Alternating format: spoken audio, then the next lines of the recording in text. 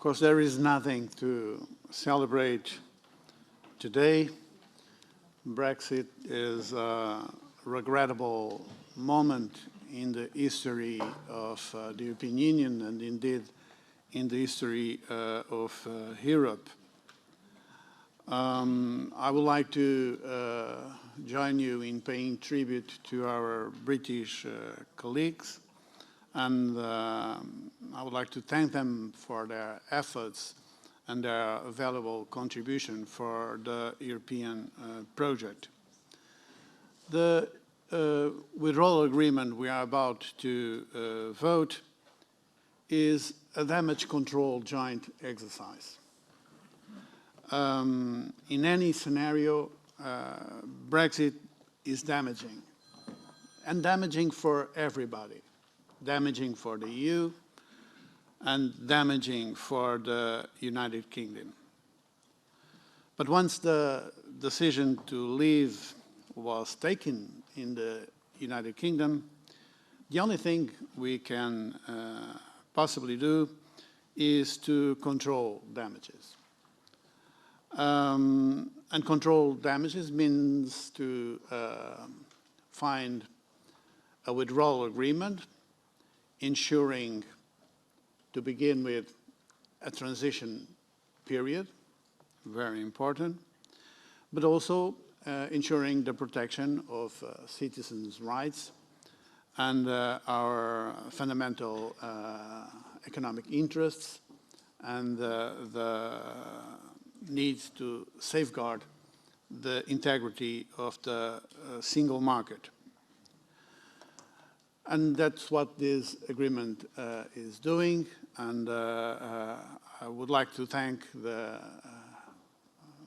efforts of Mr. Barnier and his team in negotiating on behalf of the European Union this agreement. I understand the disappointment of many British citizens, for sure those who voted against Brexit, but also of many citizens who voted in favor of Brexit. Because it is true that this withdrawal agreement is not delivering in many of the promises that were made to the British people during the referendum.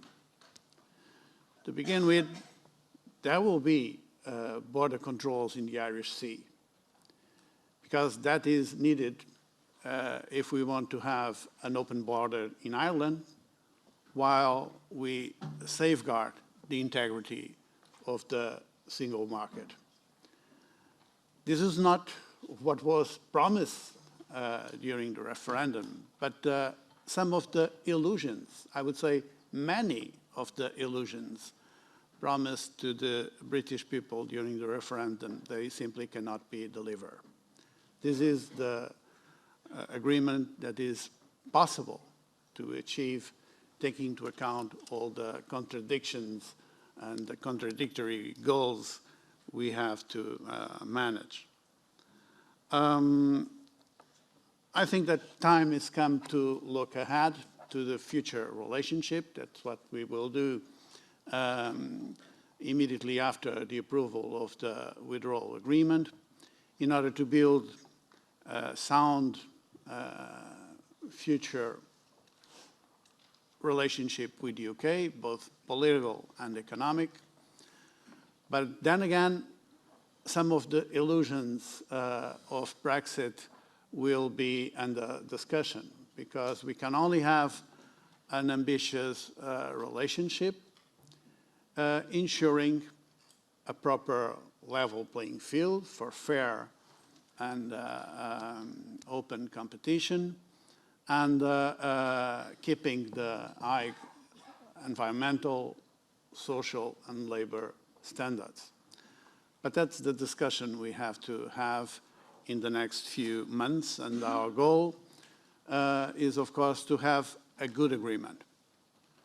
Not so much to do it in 11 months. I think it's not wise to exclude from the beginning any possible postponement of the negotiations, because our goal, I hope that our common goal, is to find a good agreement for the future relationship that can benefit both parties, that can be for the benefit of our economies and our citizens. Thank you.